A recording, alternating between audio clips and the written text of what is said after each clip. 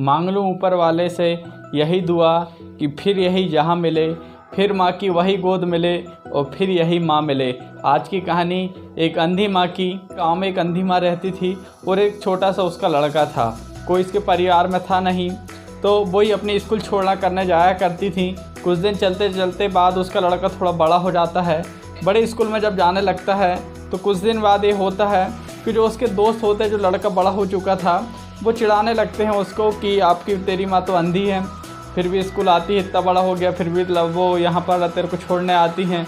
तो वो अपने जाकर अपनी माँ को कहता है और अपनी माँ को कहता है कि आप मेरे को छोड़ना मत आया करो और मेरे स्कूल मत आया करो। दिन बीतते जाते हैं, चले और बड़ा होते जाता है।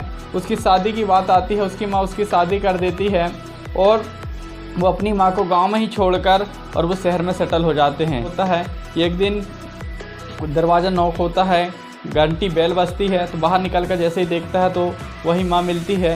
तो माँ कहती है कि शायद मैं गलत पते पर आ गई होंगी, पर मैं अपने बेटे को देखने आई थी कि उसका परिवार कैसा है, सब बढ़िया है क्या नहीं।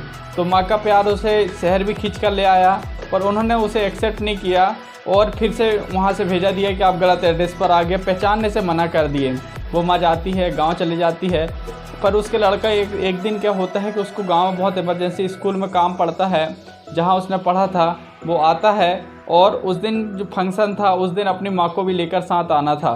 तो तब वहाँ से वो अपनी माँ के पास आया तो उसकी माँ जो थी वहाँ पर एक खत था, माँ तो थी नहीं।